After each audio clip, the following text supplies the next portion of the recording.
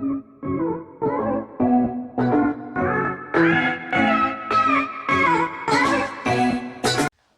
everyone, welcome back to the physics class. As we were discussing the wave optics and interference, already we have discussed in the previous lecture. We discussed about the width of central maxima or fringe width. Already we have discussed fringe की width beta is equal to lambda d by d for bright and dark fringes same होती हैं. Now last topic for the diffraction of light from the wave optics. Okay, so topic we are going to discuss, that is diffraction of a light. What is diffraction of a light? कि first of all we should know what is diffraction of light. कि diffraction of light क्या होता है. So I am explaining here phenomena of a bending of light around the corners of an obstacle or an aperture into the region of geometrical shadow of an obstacle is called diffraction of light. तो एक तरह का है bending of light he.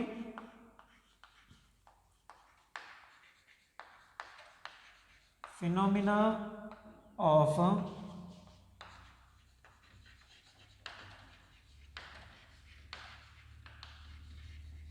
bending of light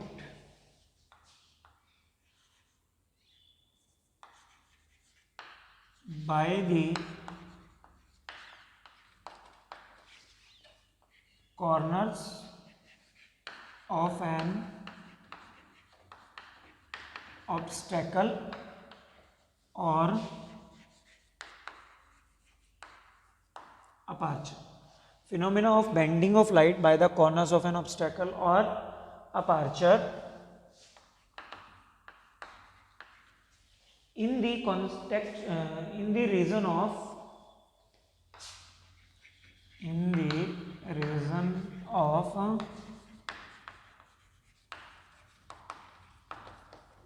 geometrical shadow, in the region of geometrical shadow of a obstacle.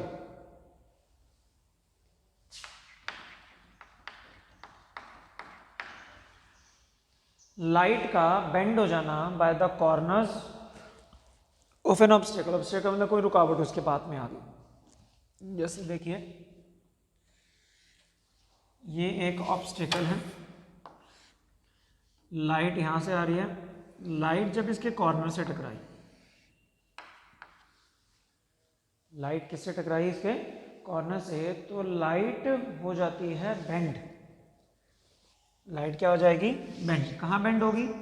जिस तरफ body की geometrical shadow, मतलब इस तरफ इसकी शैडो बनेगी ऑब्स्टेकल की, तो वो इस तरफ बेंड हो जाएगी ऐसे. So this is called what? Diffraction of light. ये तो हो गया ऑब्स्टेकल. दूसरा ये होता है अगर कोई ओपनिंग हो, जैसे ये स्लिट हो, तो लाइट यहाँ से आ रही है, इसके कॉर्नर से टकराई, अब किस तरफ बेंड होगी?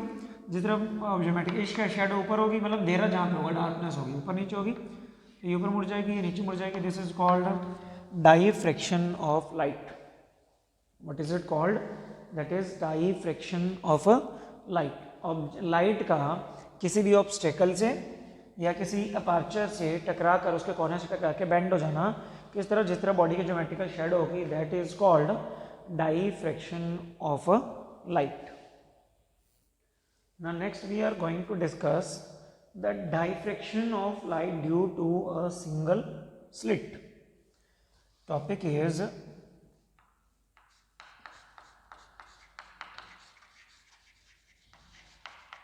diffraction of light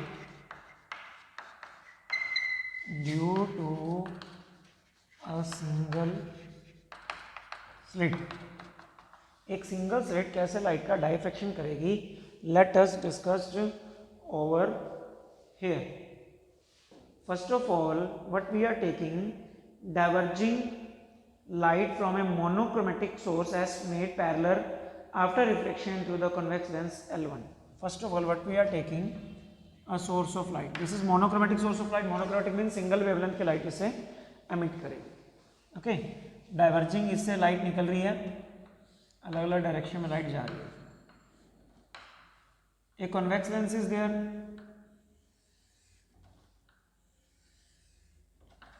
this lens is L1। Convex lens क्या काम करता है? कन्वर्ज करने का काम करता है। ये कन्वर्ज कैसे करेगा? फोकस, मतलब इसके फोकस पे है सोर्स ऑफ लाइट, तो क्या कर देगा? उनको पैरेलल कर देगा रेंज को।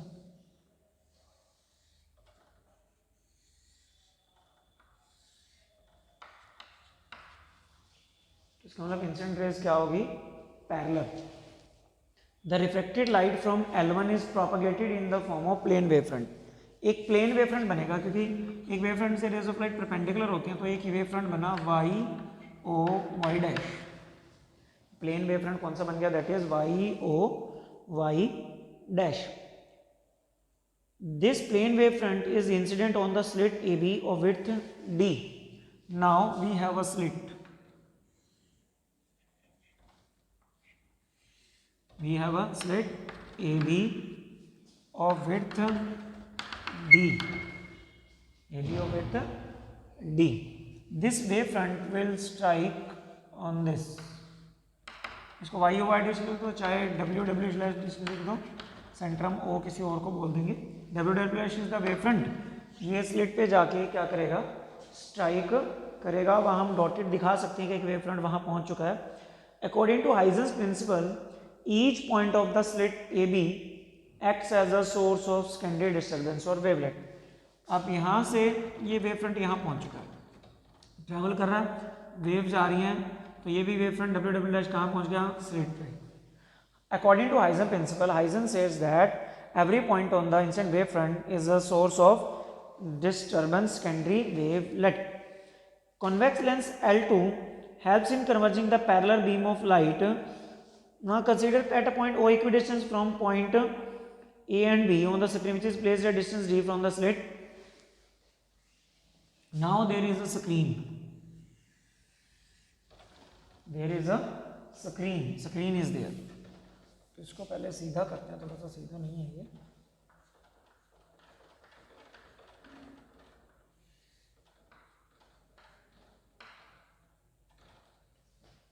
So this is the screen.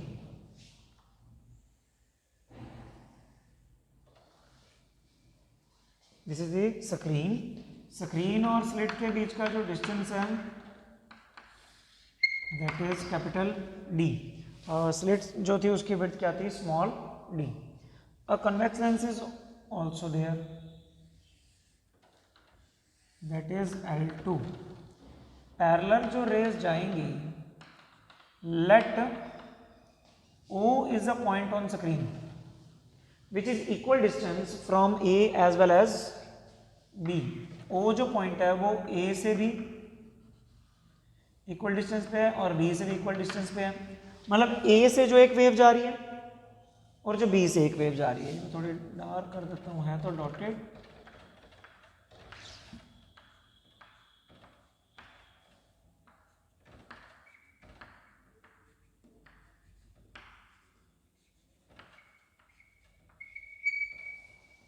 Okay, means two rays from A and B reach to the point O, and point O is equidistant at equal distance from A and B and meets on the screen.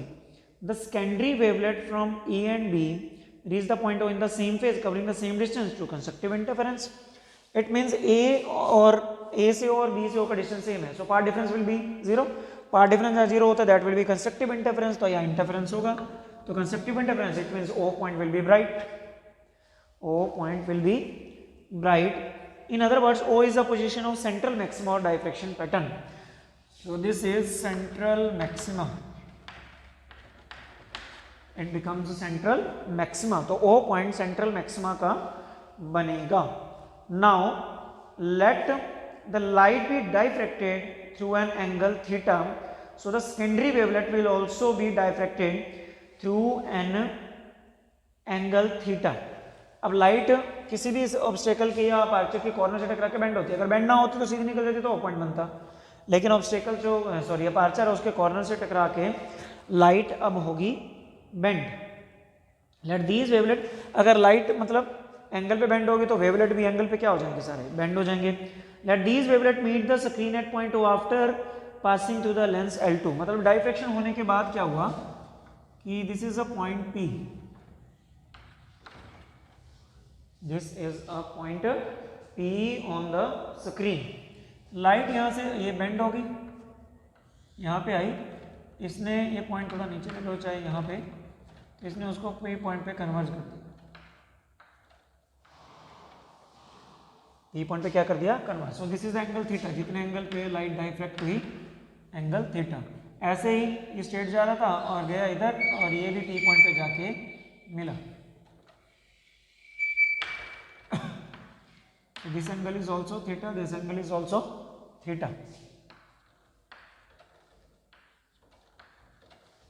तो मतलब अगर diffraction होगा तो light bend होगी और P point पे जाके ये मिल रही है। विदाउट डाइफ्रैक्शन O पे मिलेंगी, विद डाइफ्रैक्शन P पे जाके ये मिल जाएंगी।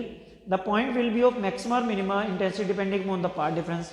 अब ओ सेंट्रल मैक्सिमा का हमें कैसे पता चला, ओ सेंट्रल मैक्सिमा का इससे ऐसे पता चला कि दो वेव जो वहां पहुंच रही है और बी से उनमें पार्ट डिफरेंस 0 है, तो पार्ट डिफरेंस से हमें पता चला कि दैट इज मैक्सिमम और मिनिमम। अब हमने यही पॉइंट चेक करना है कि P इज मैक्सिमम और मिनिमम, तो किससे पता चलेगा, पार्ट डिफरेंस वहां जो वेव पहुंच रही है, एक पहुंच रही है A से और एक कहां पहुंच रही है, B से। Now it is clear that B से P का जो डिस्टेंस है वो ज्यादा होगा, B से P का जो डिस्टेंस है वो क्या होगा, ज्यादा। So path difference will be BP minus AP, path difference will be BP minus AP। So now what we are calculating, AB is equal to D हमें दिया हुआ। So path difference is BP minus AP, B से P तक और A से P तक का अगर आप पार्ट डिफरेंस मेजर करते हो वो आपको कैलकुलेट करना पड़ेगा कि कितना वो पार्ट डिफरेंस है। अगर हम इस पार्ट डिफरेंस को देखें, इसके लिए क्या करना है हमने, A से एक परपेंडिकुलर ड्रॉ कर दो here, that is AN perpendicular to BP, जो BP लाइन जा रही थी उसके ऊपर एक परपेंडिकुलर ड्रॉ कर दिया AN। जब A से P और N से P जो वेव गई उनका डिस्टेंस सेम है, A से P N से P जो वेव गई उनका डिस्टेंस क्या है, सेम। इट मीन्स BP का जो एक्स्ट्रा पाथ था, पार्ट डिफरेंस था, वो BN था, मतलब एक्स्ट्रा जो पाथ BP कवर कर रही थी दैट वाज BN, क्योंकि अब N से P और A से P जब आप लेके जाते हो तो पार्ट डिफरेंस 0 आता है, मतलब दोनों सेम पाथ कवर कर रही हैं, तो इसका मतलब जो एक्स्ट्रा था वो यही था BN। So path difference is BN, path difference is BN हमारे पास कैलकुलेट हो गया, दैट इज पाथ डिफरेंस। अब हम इसको कैलकुलेट करने की कोशिश करते हैं भी क्या है, this angle is also theta, theta angle पे वो बेंड हो गया, मतलब जो वेव फ्रंट था ना ये भी थीटा एंगल पे बेंड हो गया था, तभी तो ये भी बेंड हुए थे, ठीक है, ये ऐसे बेंड हुआ है, ओके, तो वेवलेट भी बेंड हो गए थे। तो नाउ एक राइट एंगल ट्रायंगल बन गई, दिस इज एंगल 90, एंगल के सामने परपेंडिकुलर, परपेंडिकुलर आपको कैलकुलेट करना है, स्लिट की विड्थ आपको पता है, ओके, ये हाइपो है तो परपेंडिकुलर हाइपो आपको पता है, तो आप क्या करो, sine theta is equal to perpendicular by में hypo, hypo is AB। So what is BN, so now BN is equal to AB is D, so D sin theta, so part difference is D sin theta where D is जो width है आपके पास, sorry slit की जो width है वो आपके पास D, so part difference हमारे पास आया D sin theta। अगर आप चाहते हो कि वो P पॉइंट मिनिमा का बने, फॉर मिनिमा, अगर आप चाहते हो कि P पॉइंट मिनिमा का बने, if part difference B and D sin theta is equal to wavelength lambda, now the part difference between secondary wavelet originating from A and C is equal to lambda by 2, so these wavelet will be point out of phase destructive interference will take place। if हम for minima के लिए ये part difference जो D sin theta है that must be equal to lambda। अच्छा, अगर इसका मतलब A से जो वेव जा रही है और N से जो वेव जा रही है उन दोनों के बीच का पार्ट डिफरेंस कितना हो, लैम्डा, तो वो मिनिमम का बनेगा, ओके, जो पार्ट डिफरेंस मतलब B से P और A से P जो जा रही है पार्ट डिफरेंस अगर लैम्डा हो तो मिनिमा का बनेगा।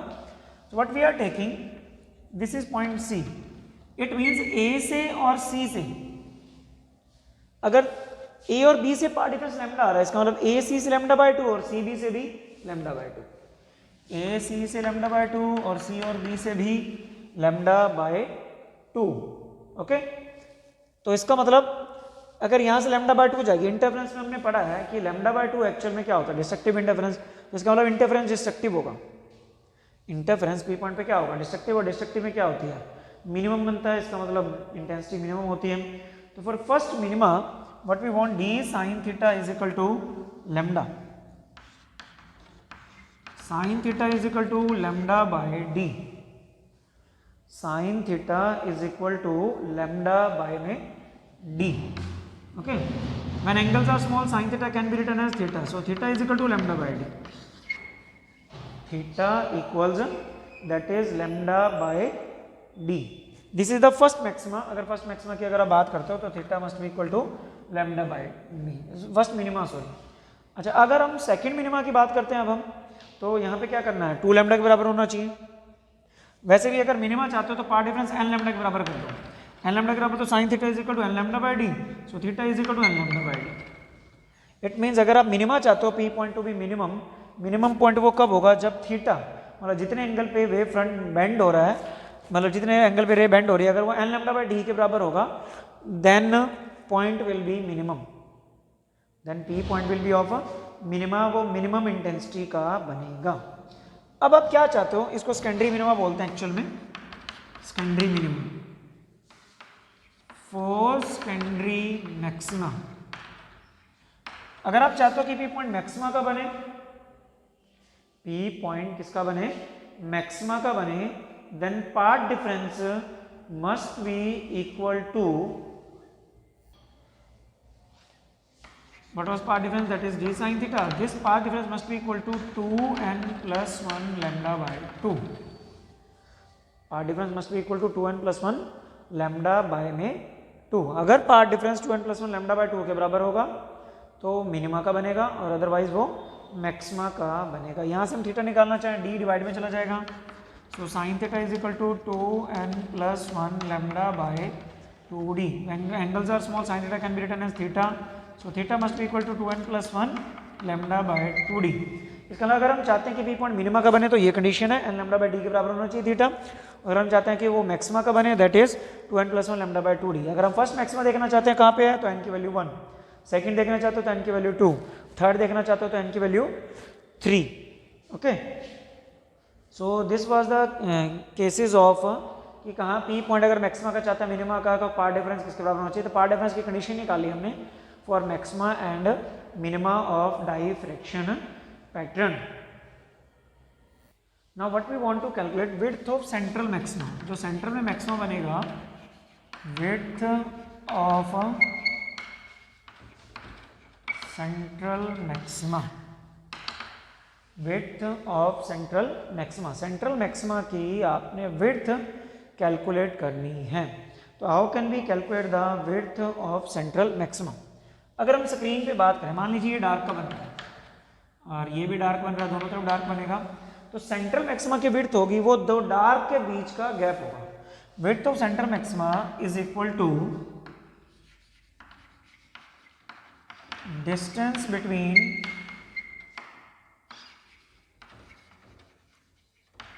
To dark fringes on either side. Either side मतलब दोनों साइड में जहां भी डार्क डार्क बन रही है, दोनों डार्क के बीच का गैप जो बनेगा, that will be width of central maxima, that will be width of central maxima. अगर हमने इसका डिस्टेंस x लिया हुआ है तो इसका भी x होगा, it means width of central maxima will be 2x। Linear width अगर हम देखें, linear width is 2x, but if we want to calculate angular width,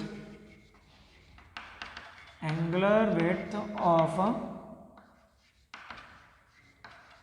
central maxima, angular width of central maxima, central maxima की angular width we want to calculate. तो calculate उसके लिए हम क्या करेंगे, what is theta, what is central maxima की जो width बनेगी वो होगी क्या, वो देखनी है हमने, दैट इज गिवन बाय, इसके लिए आप क्या करो, इस सी सेंटर से उस पी पॉइंट को मिला दो और सी सेंटर से इधर भी, मतलब जो डार्क बन रही है उनको मिला दो। ये सेंट्रल लाइन थी, ये जो एंगल बन रहा है that is theta, this angle is also theta, so angular width is 2 theta, angular width is 2 theta, but what we want to calculate what is theta, theta हमने कैलकुलेट करना है. How can we calculate theta, look at it. For minima we have calculated what is theta, previous हमने जो derivation की उसमें theta minimum के लिए हमने कैलकुलेट किया था, that is lambda d by d, lambda by d sorry, so it is lambda by d, theta को हमने लिख दिया lambda by d c, so it is angular width is 2 lambda by d, angular width is 2 lambda by d. अगर हमने x निकालना है, linear width निकालनी है, linear width is 2x, so what is x, x की value हमने calculate करनी है. तो अगर हम यहाँ से देखें angle is equal to arc by radius होता है, तो this radius is d, so x will be arc is angle is equal to sorry क्या होता है, angle is equal to arc by में radius capital D. So what is x, x is theta into d, x is theta into theta, already we have calculated that is lambda by d. So what is x, that is lambda d by d. So what is linear width, that is 2x, that is 2 lambda d by d. So अगर linear width निकालनी है तो ये बनेगी central maxima की, और angular width निकालनी है तो ये बनेगी 2 lambda by d, और एंगुलर linear width निकालनी है तो that is 2 lambda d by d. Okay, this is the width of a central maxima, width of central maxima. Factors on which width of central maxima depend, central maxima की जो width है वो किन किन factors पे depend करेगी. First is wavelength of light used, wavelength of light use देख लो, width lambda पे डिपेंड कर रही है, इसका मतलब लाइट पे डिपेंड करेगी कि लाइट कितनी वेवलेंथ की आप यूज कर रहे हो. अगर वेवलेंथ ज़्यादा तो ज़्यादा ही होगी. डिस्टेंस डी पे डिपेंड करेगी कैपिटल डी, इसका मतलब स्क्रीन और स्लिट के बीच का गैप कितना है उस पर भी डिपेंड करेगी. और स्मॉल डी मतलब स्लिट की विड्थ कितनी है उस पर भी डिपेंड, स्लिट की विड्थ जितनी कम एंगुलर विड्थ उतनी ज़्यादा, ये स्लिट जितनी छोटी होगी डायफ्रैक्शन पैटर्न आपको उतना ज़्यादा दिखेगा, सेंट्रल मैक्सिमा की विड्थ उतनी ही ज़्यादा होगी. Okay, so this was the topic of what is diffraction of light at a single slit and what is the derivation for the width of central maxima. I hope you all understood the today's concept. This was the last concept of wave optics. Numerical is left and we will do in the upcoming lecture. So till then, thanks and have a nice day.